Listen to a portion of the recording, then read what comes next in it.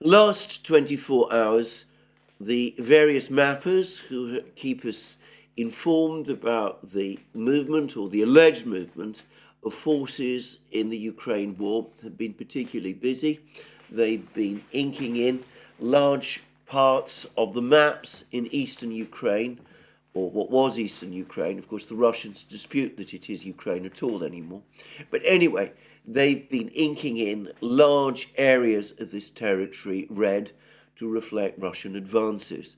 And it's difficult to keep fully in track of all of the things that are happening, but it does seem that there have been very significant Russian advances in the Avdeyevka area, in the Marinka area, and in the Bakhmut area. In all of these places, the Russians seem to be gaining more and more ground at an ever accelerating rate.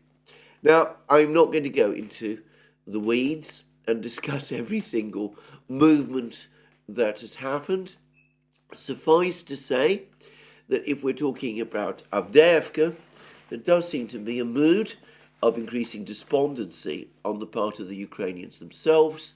There's a televised interview with a Ukrainian officer who is identified as a commander of the Ida brigade, now, or battalion. Now, this is one of those far-right nationalist brigades that we've been hearing about, presumably one of the more motivated officers of the Ukrainian military.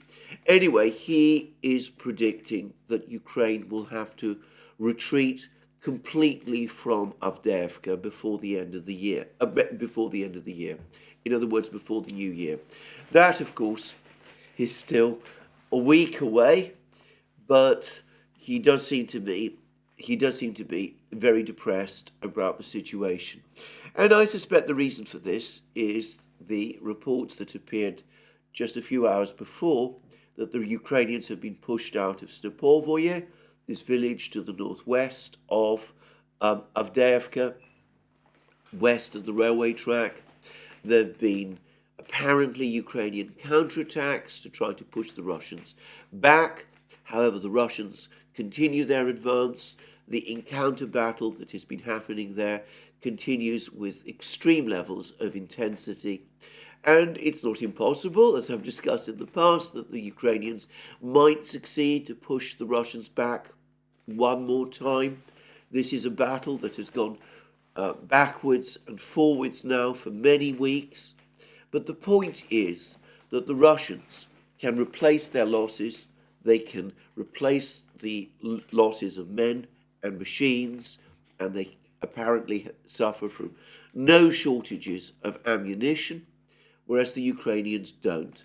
And with every one of these encounter battles, the Ukrainians become weaker and the Russians get stronger.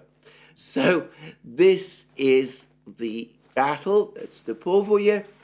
There's been a lot more reports from this particular part of the Avdeyevka battlefield.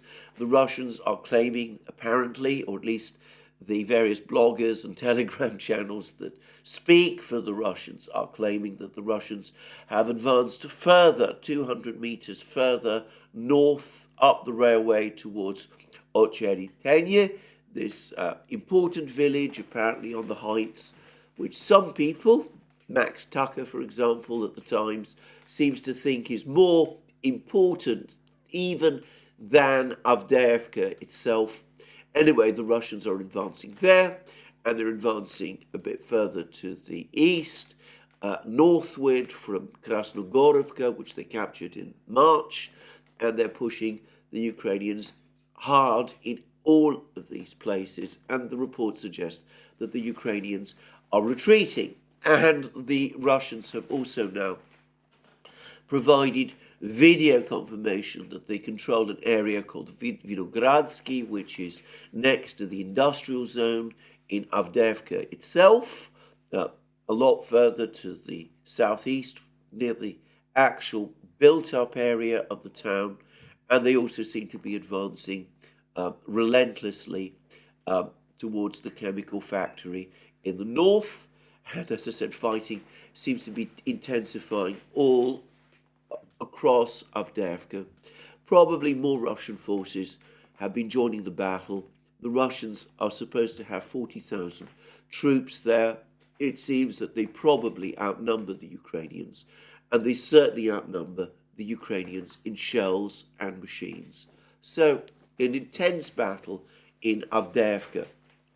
And the same appears to be true elsewhere in the Marinka area. The Russians are now apparently pushing northward and westward from Marinka. Just before I started this video, I saw a report that Russian tanks have reached a village called Georgievka to the west of Marinka, and the Russians also apparently are making major attacks on Novomikhailovka, this village to the south of Marinka, which, according to some reports, the Russians have already partially captured. Again, these are reports I can't confirm or refute. We get lots of information from various sources, Russian and Ukrainian. It may be that the details of some of these Russian advances are, exaggerated or optimistic, depending on which side you prefer to be on. But overall, here again, in the Marinka area, the trend is clear. The Russians are advancing, and they're advancing hard. Now, all of this is overshadowed by more reports about what is happening in the Bakhmut area. And here it seems that the Russians have been advancing faster than anywhere else. Again, if you assume the reports are true, and of course, let me stress again, I can't corroborate them, and there does, of course, appear to be a certain lack of corroboration for some of these reports. But if these reports are true, the Ukrainian positions on the northern flanks of Bakhmut, around Bogdanovka, this village to the northwest of Bakhmut, and in the Dacha belts to the west of Bakhmut, and in the areas around it. Anyway, it looks as if there's been either a collapse of Ukrainian defences there, or perhaps more plausibly, a wholesale retreat of Ukrainian forces from these areas, which suggests, possibly, if true, that the Battle of Bogdanovka will probably be ended fairly soon. The Russians seem to be encircling this village. There is apparently complex issues of topography involved in an attack on Bogdanovka, but anyway, the Russians seem to be encircling this village, and there's some evidence that the Ukrainians might even be pulling back from this village, or at least suffering heavy losses in this village. And one way or the other, again, I'm not providing a timeline myself, but it could be that Bogdanovka itself will fall. And there's also Russian attacks further south towards Ivanivska, and the Russians now seem to be pressing hard towards the canal and towards Chasov Yar. And again, one senses that the Russians have a convincing superiority in men and machines in this area, and perhaps they will, before long, reach Chasov Yar once they've captured these two villages, Bogdanovka and Ivanivska, and then we'll see what they decide to do. Now, there's less news from other places. The Battle of Sinkovka near Kupiansk continues as always. There are complex reports, by the way, about the exact size of Russian dispositions. The Ukrainians claim that the Russians have around 40,000 troops in Avdeyevka, 80,000 troops gathered around Bakhmut, which, if true, explains the rapid Russian advances there, and perhaps in excess of 100,000 troops in the Kupiansk area.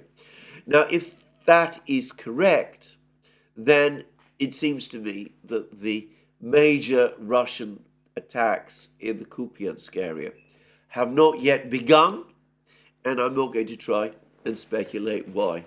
But anyway, I don't know that this is true. I just mention it. We will see what it is exactly that the Russians do intend to do. But anyway, overall, in general, we can see a steady trend of accelerating Russian advances all along the front lines. Now, the Ukrainians did claim a victory of sorts yesterday, and it's all over the media in the West this morning, and was, by the way, also last night. They claimed that they shot down 3 Sukhoi 34 bombers, 3 Russian bombers, this in the Kherson area. And Yuri Ignat, I don't know whether he's the commander or the spokesman of the Ukrainian Air Defense Forces, he seemed to be in a state of extraordinary euphoria about this. He said he admitted that it's a very long time since the Ukrainians have shot down any Sukhoi 34s, but he claimed that they have finally managed to do this. He spoke about the hard work and skill with which the Ukrainians ambushed these bombers, these fighter bombers, over Kherson region. Now, the Russian Defense Ministry has not confirmed this. Some Russian bloggers have admitted that 1 Sukhoi 34 fighter bomber was shot down, but they seem to be denying that 3 were. I don't know what the truth is.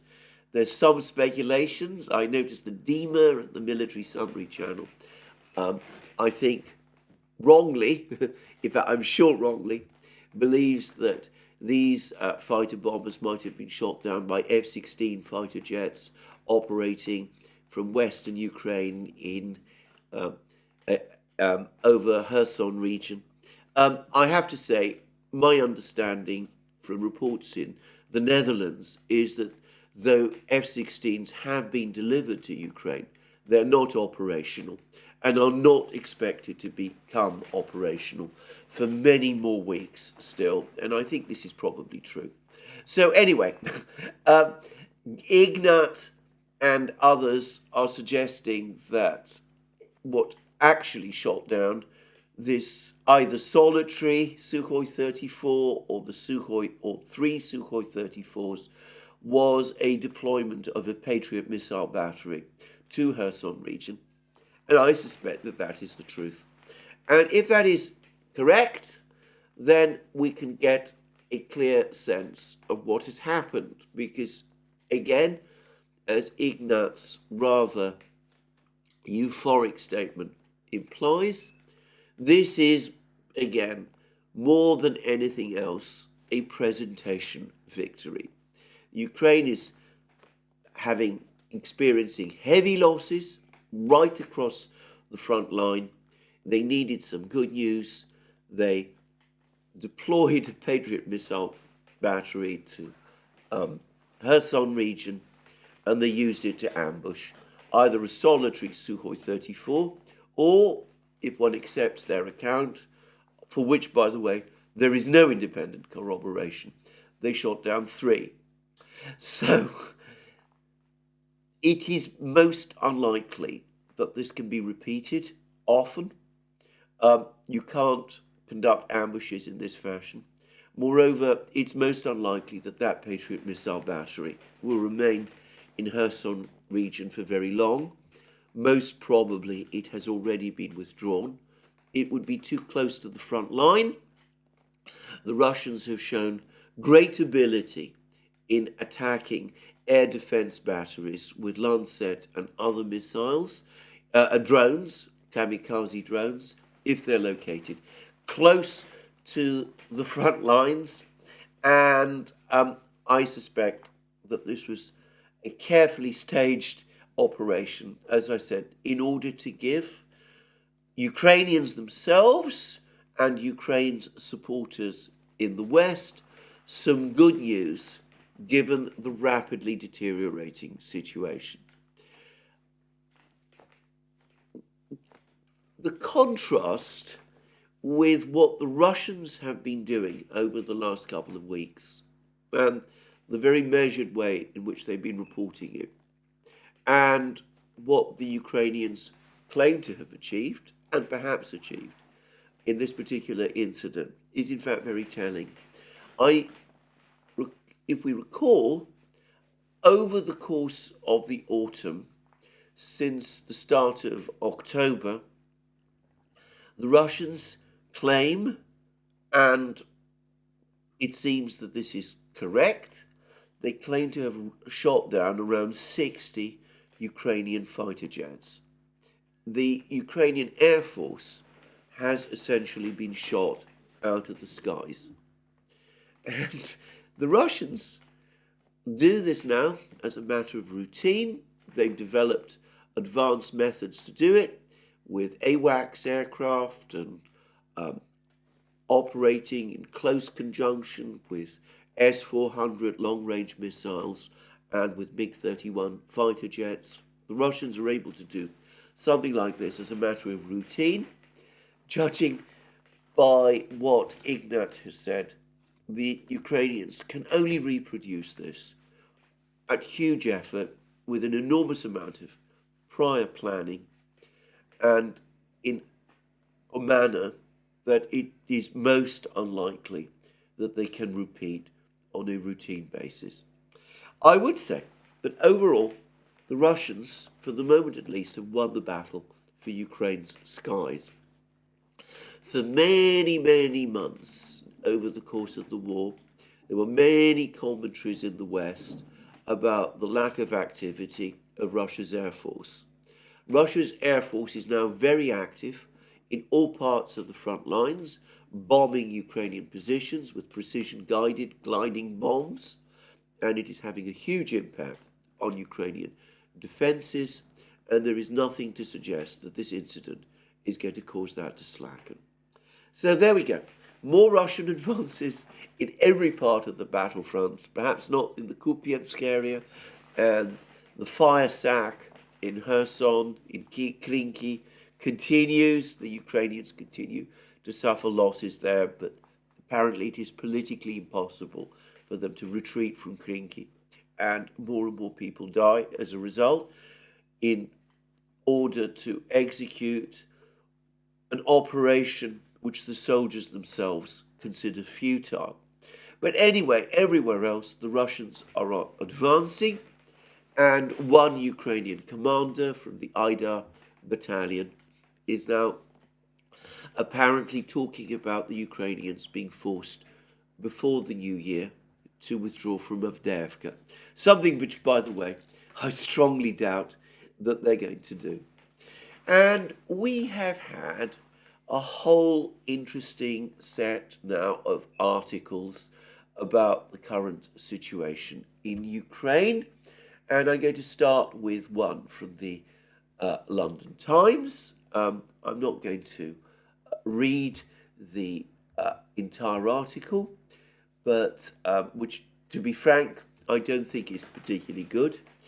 It is by Mark Bennett, who, by the way, I remember in a previous incarnation was based in Moscow when he used to actually write for Novosti, the Russian news agency. That was a long time ago. It was under Novosti was under different management in those days. But anyway, Mark Bennett is now in Kiev, and he now writes for the London Times. And the title of the article is, "How Will the Ukraine War End? Victory against Russia Looks Unlikely." And then we have the usual descriptions of the battle, of the gloomy mood in Kiev. And then we have Colonel Roman Kostenko, a military commander MP, who is a member of the Ukrainian Parliament's National Security, Defense and Intelligence Committee, saying that right now a victory on the battlefield is extremely unlikely. This war could last for years and years. Russia has the resources for this, and their people will put up with it. So already a gloomy mood, but again, we read, Mark Bennett tells us, that despite the mood in Kiev being gloomy and depressed, they are still nonetheless determined that they will go on fighting, that there is no slackening of the willingness to keep up the war, even though it's admitted that Moscow has ramped up production of weapons, factories are working round the clock to produce armaments. The Kremlin has succeeded in replenishing its forces through mobilization and a military recruitment campaign. And we have comments from the Ukrainian MP, Yurash. We can't respond to everything the Russians are throwing at us. It is painful as hell. And perhaps the saddest comment is made by a Ukrainian soldier in the Kharkiv region, talking to Mark Bennett, speaking on condition of anonymity. I don't even give the new guys, those are the troops who get called up and join the Ukrainian units, I don't even give the new guys call signs anymore. Most of them don't last long. And Bennett goes on to say that the scale of Ukraine's casualties is classified, but there is no longer any attempt to disguise that losses are huge. So that's one article in the London Times. It's received a lot of attention. I don't think it's a particularly good or even informative article myself. Nothing that we've seen here is new, and it's peppered with lots of material from the Oryx site about the huge Russian losses and things of that kind. But anyway, for what it's worth, it's another article telling us what we now know, that the situation for Ukraine is becoming very bad and that there really isn't any way forward. And in fact, we are told, much of the article, much of the article appears to be an opportunity by various Ukrainian officials, Rustem Umerov, Kostenko, Mikhailo Podolyak, to whinge once more about the fact that they're not getting all the Western aid that they're supposed to be getting, and that they feel very frustrated and betrayed by this. There's even an admission on the topic of the F-16s by a Ukrainian officer, this Kostenko, that the F-16s are not going to make any real difference. I don't think there's any weapon right now that can have a strong influence on the outcome of the war. ATACMS missiles can't bring about a breakthrough. Warplanes, they can only help us achieve parity. We're told we will get modern F-16 planes, but F-16s are from the 1970s, and Russia has hundreds of four-generation plus fighters. I don't understand who has it in their heads that we can defeat Russia with dozens of F-16s. We cannot afford to fight Russia symmetrically, go on attacks like the Russians, lose people like the Russians, or recruit people like they do. We need to look for ways where we lose 10 times fewer people than they do. That's the only way we have a chance, because mathematically we simply run out of people faster than they will. Well, how is that going to be achieved? Nobody seems to have an answer, and if an answer for that could be achieved, presumably the Ukrainians would have found it by now, and so would the West. But anyway, that's the London Times article. There are other articles as well. There's an article from the Wall Street Journal, and it's about ammunition, principally about ammunition. And it tells us that Ukraine's frontline troops are getting older. Physically, I can't handle this. We have a quote from a soldier: corruption and fear are hindering efforts to rebuild the army. We're told that we have a soldier called Dubok, who says, I can't handle this. I'm deeply disappointed that I'm no longer 20. The most highly motivated fighters volunteered early. Those who haven't been killed or wounded often say they're exhausted. Ukraine now relies on the draft and sometimes on rounding up men to replenish the ranks. Meanwhile, Russia can draw on a much larger population to replace its own losses. And a rickety draft system isn't mobilizing Ukraine's manpower effectively, providing the quantity and quality of troops needed, or sharing the burden fairly across Ukrainian society. A combination of corruption, exemptions, and political caution has protected much of Ukraine's urban middle class against having to fight in the cold and muddy trenches. Veteran soldiers who've been fighting since 2022 express frustration that new recruits have often passed their physical prime.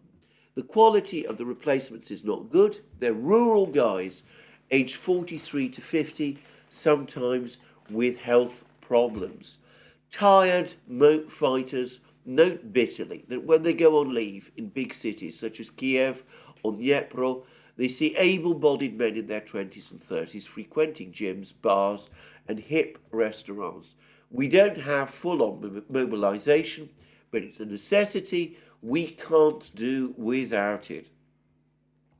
And then the article discusses the political problems doing that, and it goes on to say finding willing recruits for the infantry is proving especially difficult in the current phase of attritional warfare.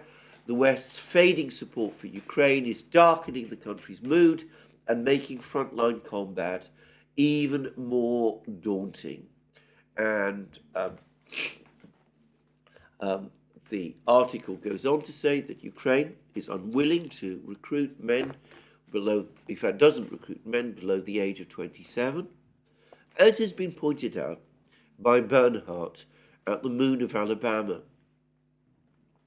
Ukraine's demographic below 27, the number of men below 27, is actually in Ukraine dangerously small.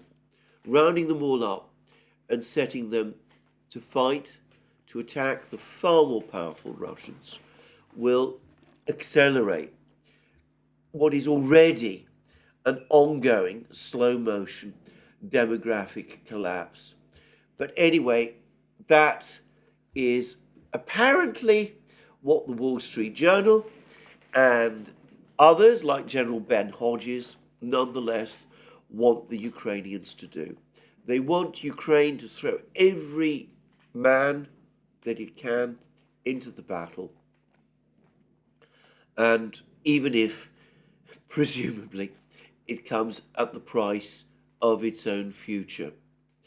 And the article does accept that the biggest corruption problem is at draft offices.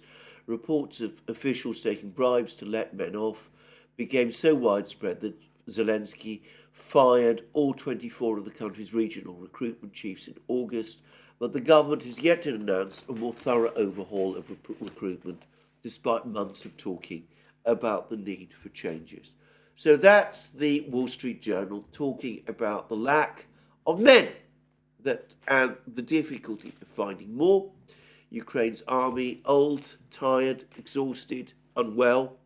And on that front, there's been an article, or rather a bulletin, by the Russian Ministry of Defense, one which, by the way, confirms what I've long suspected, that the British Ministry of Defense gets an awful lot of its information about the battlefronts and about the situation in the war from Russian and Ukrainian telegram channels. And by the way, by following what people on YouTube say, they are now saying that there is a small thaw underway in Ukraine at the moment.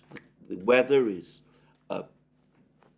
the temperature has gone higher. There's been melting snow, That, by the way, is causing a lot of the trenches that the Ukrainian soldiers have made to flood, but it's also led to a rodent infestation, that there's armies of rodents all over the trenches. This is much more of a problem, apparently, for the Ukrainians, though you wouldn't think that, reading what the British Ministry of Defence is saying. But anyway, there's been lots of reports about this for days now, on all these various Telegram channels and YouTube channels, and the British MOD has woken up to the fact that this is happening. And of course, with Ukrainian soldiers being older, sicklier, tired, things like this are going to affect them more than they will affect the Russians. And then there is yet another article which has appeared, this time in the Washington Post, also telling us about, this is the one that is about shells. With Western aid stalled, Ukrainian troops run low on artillery shells. This has been a long-running story. Again, I'm not going to get into the details of this article. It's, again, one of those pieces that simply catches up with what Brian Beletic, I myself, others, Douglas McGregor, Scott Ritter, lots of other people have been saying for months, that Ukraine is using more ammunition than the West is capable of producing. The Russians are ramping up ammunition all the time. They have the industrial base and facilities in order to do that. And Ukrainian soldiers complain bitterly in this article that they are almost out of shells, that the Russians, by contrast, seem to suffer from no shortage of shells, that they're massively outgunned. And we have comments like, the guys are tired, very tired, they're still motivated. Many people understand they have no other choice, but you can't win a war only on motivation. You should have some kind of numerical advantage, and with the weapons and weapons systems, it only gets worse and worse. How long can we last? It's hard to say, but it can't be long. Everyone understands this. It can't be long. Everybody understands this. Even a Ukrainian soldier admitting to the Washington Post that Ukraine's ability to sustain the war is becoming exhausted. And another Ukrainian soldier says, if the situation doesn't change or even worsens, we will not be able to suppress them and they will push us back. What can you achieve with 10 shells per day? It is barely enough to respond to their advances. We are not even talking about attacking their positions. And we saw, I discussed earlier in this program, how we've got report now from the battlefronts of the Russians pushing forward very fast in all sorts of places, and the Ukrainians in headlong retreat.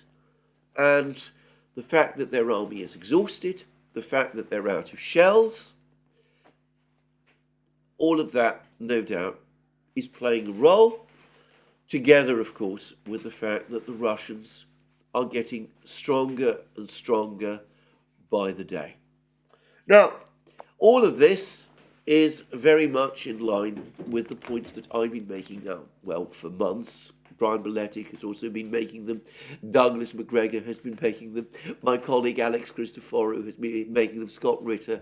Others have been making these points as well. But we've had some very interesting comments now from various Western commentators becoming increasingly alarmed about what a defeat in the war would mean for the West. So there is an article, for example, in The Hill, and this is by Elliot Wilson, and it says, can the US afford for Ukraine to lose? And it admits again the disastrous situation on the battlefields. It acknowledges the fact that the United States has suffered massive imperial overreach with its so-called war on terror. It acknowledges that the United States has to consider the challenge that it might be faced by China. But then, so that there's only a limited number of resources that the United States can put up. But then it says things like this: if Ukraine is subdued and folded into Russia's near abroad, it would be an act of criminal naivete to assume that Putin will be sated.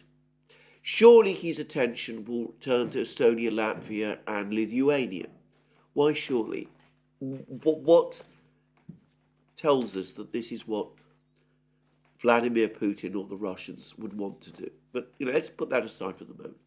All three Baltic states are prosperous democratic nations with Russian minorities just waiting to be weaponized to create a grievance. But all three are NATO members protected by Article 5 of the North Atlantic Treaty, enshrining mutual defense. Is the West prepared for a possible hot war with Russia? The effects of Ukrainian defeat will ripple out much wider. If America effectively decides that the cost of supporting its faraway ally is just too high, how will other partners feel?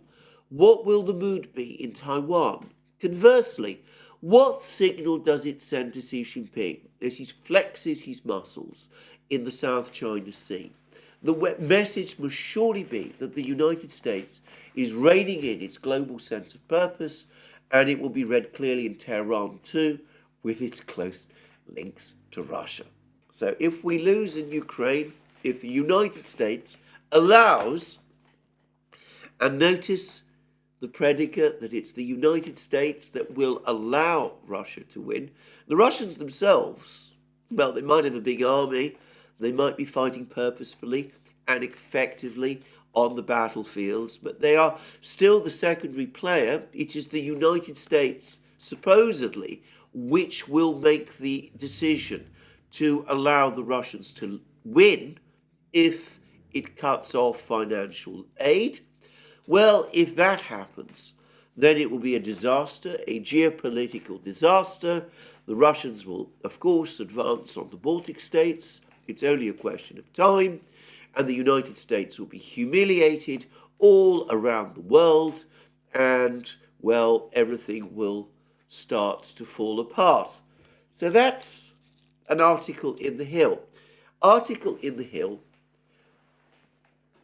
which merely touches on something that our friends at the Institute for the Study of War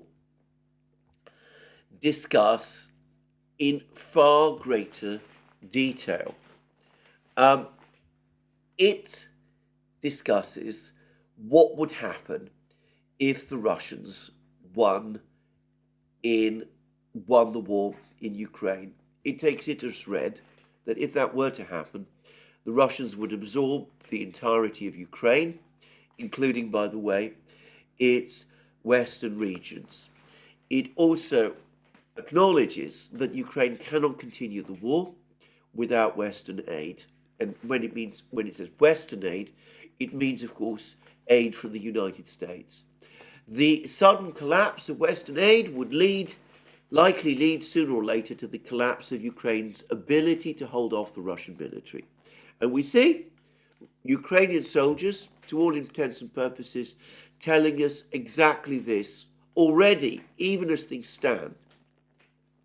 Whilst Ukraine continues to receive some funding and some military aid from the West, even then Ukrainian soldiers complain that they're out of ammunition, They're out of men.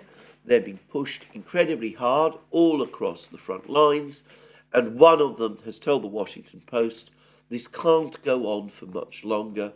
If it goes on for much longer like this, we will lose. Anyway, to continue with what the Institute for the Study of War says, Russian forces could push all the way to the western Ukrainian border in such a scenario and establish new military bases on the borders of Poland, Slovakia, Hungary and Romania. The Russians are preparing occupation military forces to handle the almost inevitable Ukrainian insurgency whilst leaving frontline troops free to threaten NATO. And then there is a huge discussion of the vast number of troops and systems that the Russians are building up. It accepts that the Russian military has increased enormously in power and sophistication. Remember Lloyd Austin telling us in April last year, after the Istanbul negotiations were sabotaged by the United States and Britain, that the US's objective was to weaken Russia?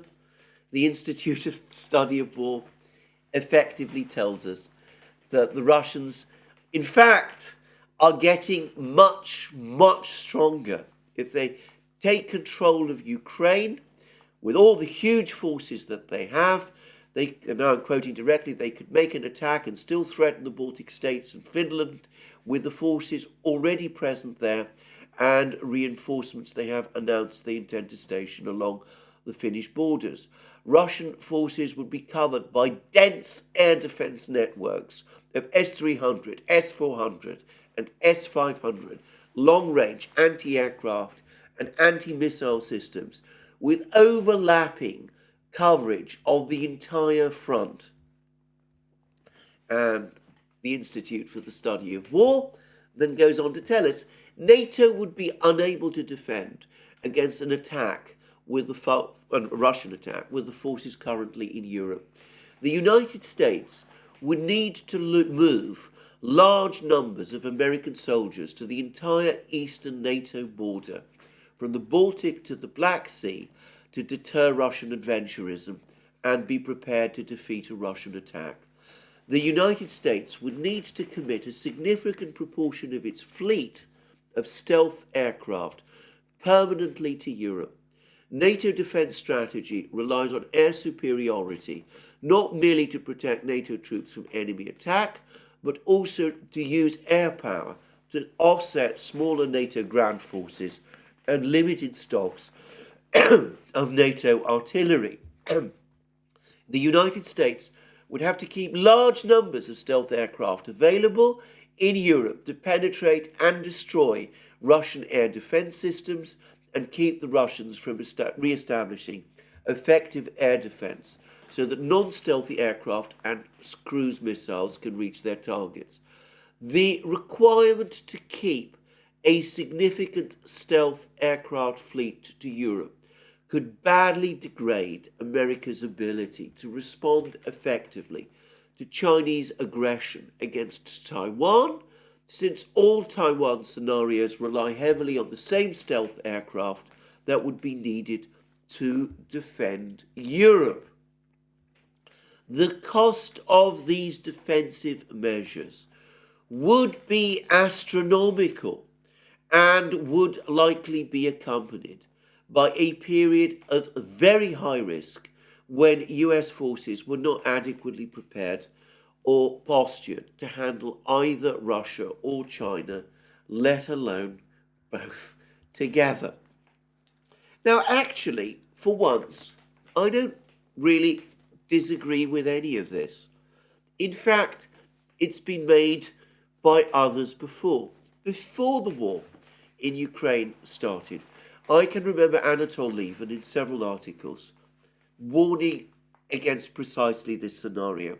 He pointed out in various articles that he wrote and which were published by Responsible Statecraft that if there is a crisis with Russia, if there is a war in Ukraine, If Ukraine is overwhelmed by the Russians, which is now starting to look possible, if the Russians do indeed advance further westwards, if relations between the West and Russia completely break down, then the United States will be obliged to recreate, this time in Eastern Europe, the entire massively expensive, hugely elaborate, phenomenally costly NATO military system that existed in Europe during the Cold War.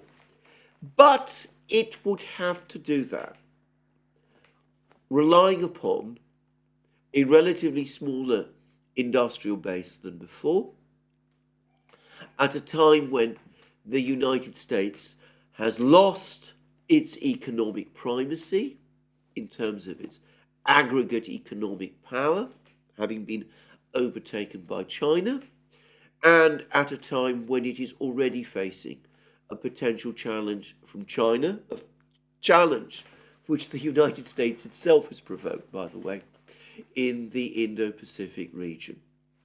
There would be a huge commitments crisis. If you search far back on this channel, look at some of the programs I was doing well before the war began, 2019, 2020, 2021, I was making exactly the same point, that the United States, by taking on Russia and China simultaneously, is risking finding itself in a massive overcommitments crisis. And we see that all of these people who have been busy promoting the war, who have worked incessantly hard to demolish relations between the United States and Russia.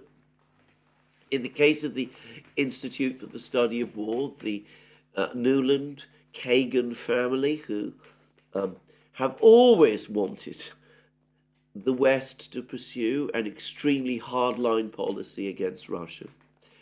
People like the gentleman who's written that article in The Hill, the people who have always said that we should take the hardest possible line, we shouldn't bend an inch, we should push NATO relentlessly eastward. The people who, well, in Vicky Nuland's case, went to Ukraine, to Kiev in 2014 and handed out cookies to the protesters in Maidan Square. All of them now are saying that we must treble and quadruple and quintuple down. We should support Ukraine indefinitely. We should send Ukraine everything we've got, even more of what we have, which is already in short supply, because we are now facing a catastrophe scenario, which actually it was our policies which brought about. The policies that we insisted upon should have brought about. We wanted to support the Maidan revolution in Ukraine. We insisted that Ukraine must join NATO. We said that the principle of NATO's relentless expansion eastwards is inviolable and must never be negotiated with the Russians. We are now faced with a catastrophe. We don't step back, reconsider what we did before. We're not saying that we should rethink our previous policies or our previous ideas. We're not prepared to do any of that. What we must now do is, because our policies have led to catastrophe or are leading to catastrophe, we must do more of the same in order to avert that very catastrophe. Let's just take a step back and let's assume that all these wild claims, for which I've seen no evidence, all of these wild claims that after Ukraine is conquered, subjugated by the Russians will turn on the Baltic states, are true. Let's assume that having absorbed Ukraine, assuming that's the Russian plan, and I'm not sure that it is, by the way, I've discussed this already in many programs, but let's assume that this huge Russian army that's been built and put together is unleashed on the Baltic states. The Baltic states are incapable of defending themselves. They are tiny. They have populations, I think the biggest, which is Lithuania, has a population of perhaps 3.5 million. Estonia has a population of, I believe, 1.5 million. They have no strategic depth. The Russian army would very, very quickly, if they were left to themselves, would very, very quickly bring them under Russian control. But of course, the West, the United States, is committed to defending these undefendable countries. Undefendable because they're not only tiny and cannot defend themselves, but they border Russia. They are in another part of the world where the Russians have escalatory dominance. I appreciate that lots of people talk about the fact that with Sweden and Finland now in NATO, Western positions in the Baltic have been enhanced. The reality, on the contrary, is that Western positions have suddenly become an awful lot more vulnerable. Finland is also, in territory, perhaps a big country, in population terms, a relatively small one. So is Sweden. If you measure the aggregate power in this area, it becomes very clear very quickly that it is Russia, actually, that is overwhelming. And bringing Finland and Sweden into NATO, whatever tactical advantages it might bring in the short term, it can't offset the reality of that power. So what does the United States do? It could find it very difficult to defend the Baltic states, and should it even defend the Baltic states? Because ultimately, why are the Baltic states important to the defense of the United States? They're tiny, they border Russia, they're located thousands of miles away from the United States. Russian control of the Baltic states does not directly threaten the United States. What the United States would find itself having to do is consider whether or not to risk World War III with the Russians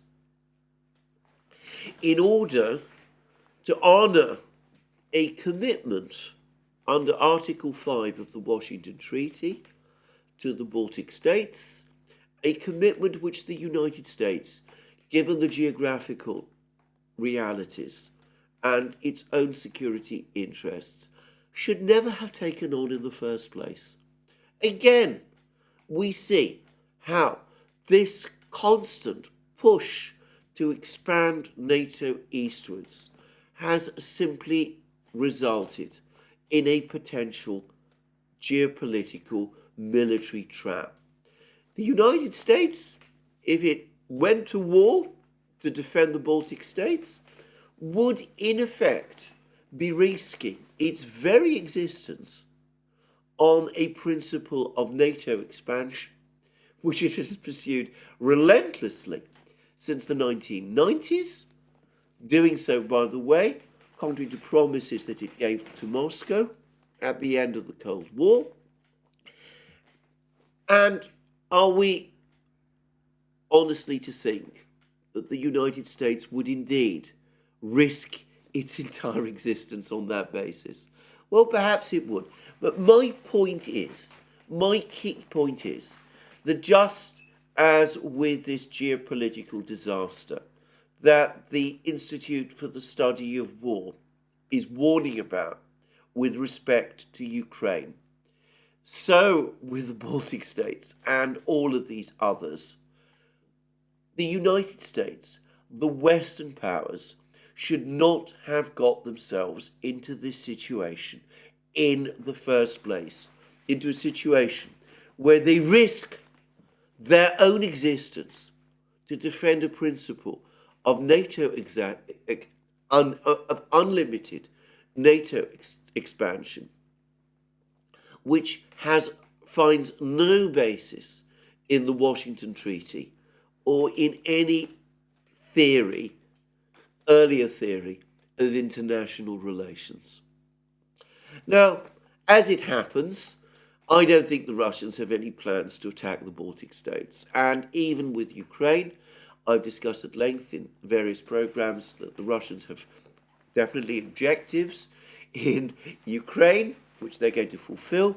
But I don't know yet fully what the Russian objectives are.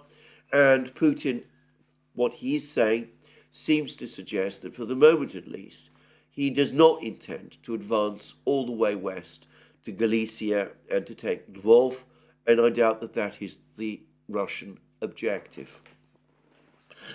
So, more likely than not, it won't be quite as catastrophic as the Institute for the Study of War and the gentleman at the Hill imagines. But it will be very bad.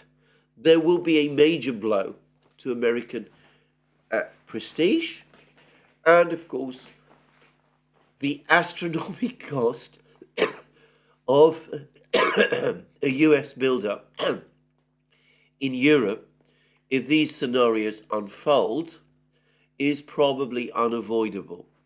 Now, the Institute for the Study of War, the gentleman at the Hill, all of these people, as I said, their solution is to go on supporting Ukraine, for Congress to vote more and more appropriations, or if Congress won't do that, for the Biden administration, in combination with its European partners, to seize Russian assets, to convert them into funds, and to use those funds to go on to prosecute the war.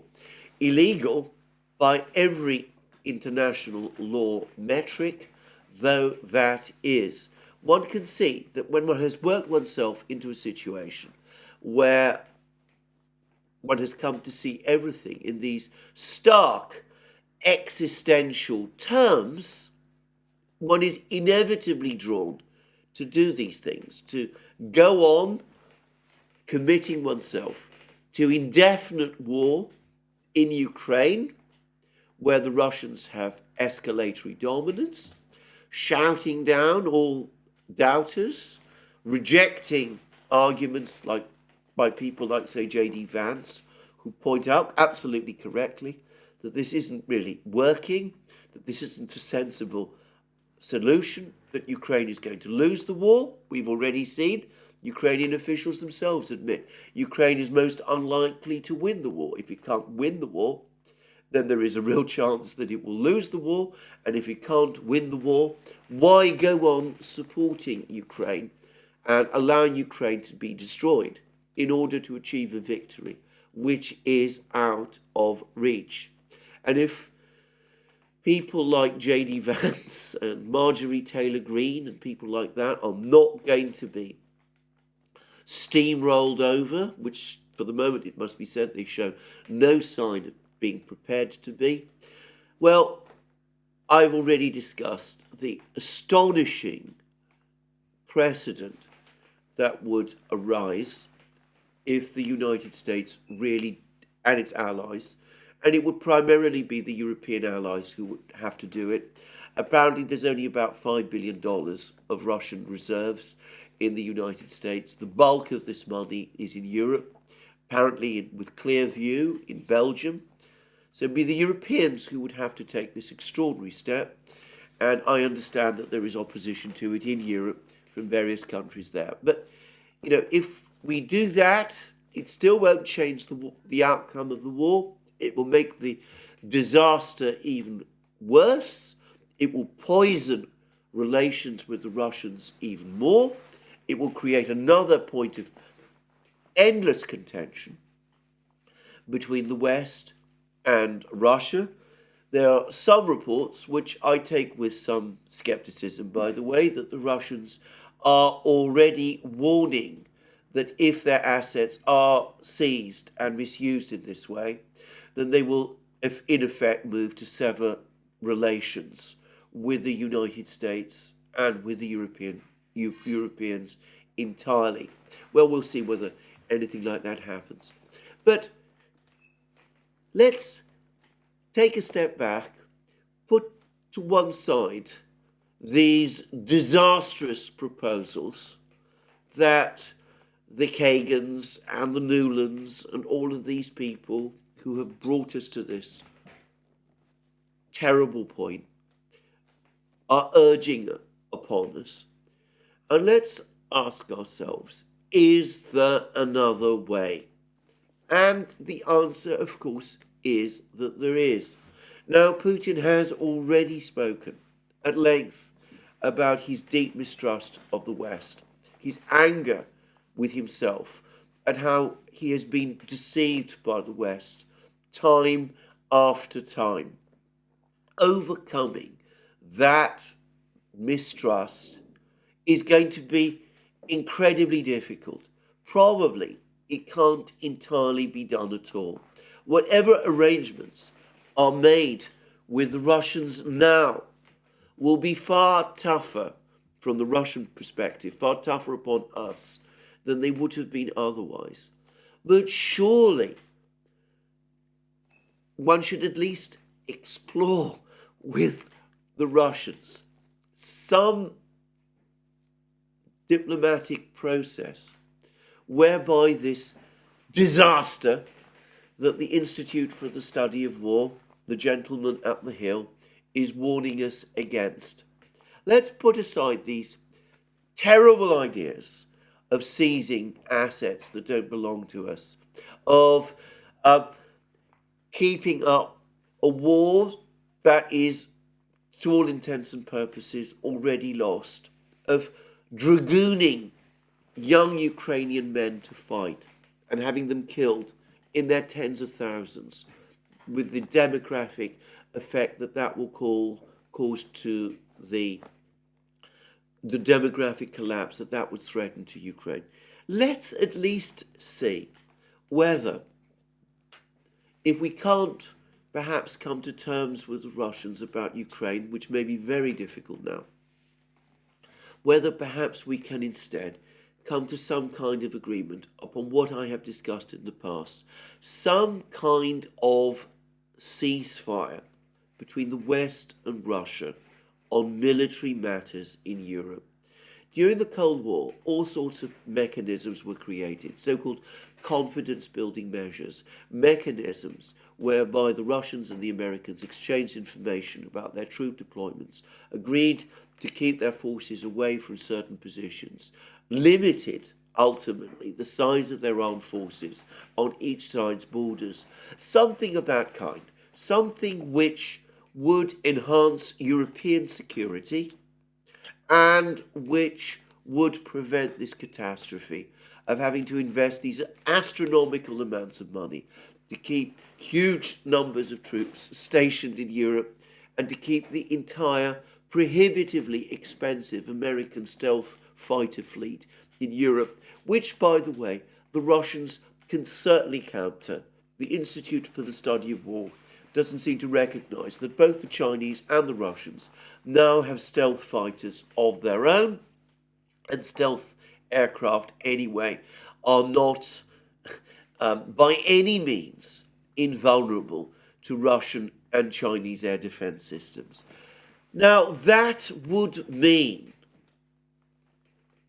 opening up a discussion about the general security situation in Europe. It would mean perhaps revisiting some of the points that the Russians made in those two draft treaties that they proposed in December 2021 and which the West basically refused to talk about. It would certainly mean accepting that there would be no further eastward expansion of NATO, and it might mean a pullback of US forces to Germany to the 1998 positions, as the Russians have insisted. But perhaps that would be something that the Russians would agree to, and they would perhaps also agree to take reciprocal steps to pull their own forces back as well. Now, I am not somebody who is in a position to second guess the strategical realities. Maybe some of these proposals that I've just floated are unworkable, but surely through discussions something more sensible can be done. Because consider the utter nihilism of what Nuland, Kagan, all of these people are in effect proposing as set out in this Institute for the Study of War article. They are giving us two proposals: a scorched earth war in Ukraine, ending eventually in defeat. Ukraine is completely destroyed. Hundreds of thousands of young Ukrainians are killed, sacrificed on top of all of the others. The country is obliterated. The Russians occupy it. Might be a complex task for them to do, but that's one way forward. And in the meantime, in order to keep it going, we invest more of our prestige, more of our money. We take unbelievable rogue steps like seizing Russian assets. In a live stream that we did with him yesterday, Daniel McAdams of the Ron Paul Report, astute observer that he is of the American political scene, made the point that if the United States and its allies start seizing Russian assets and misusing them in this way, then they will have gone completely rogue. And he is right. So that's the only alternative they have to offer us, other than an unrestricted military build-up in Europe by the United States, which will weaken America's strategic posture in the Indo-Pacific and lead to a massive over-commitments crisis at astronomical cost.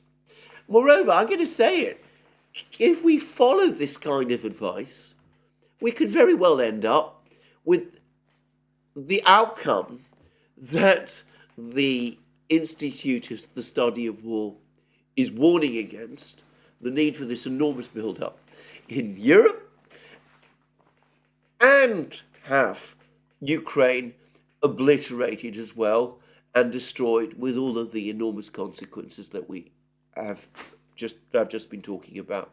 So let's not go down the road that's been offered here, which is a disastrous one for Ukraine, disastrous one for us, ourselves as well. They admit how disastrous this could be.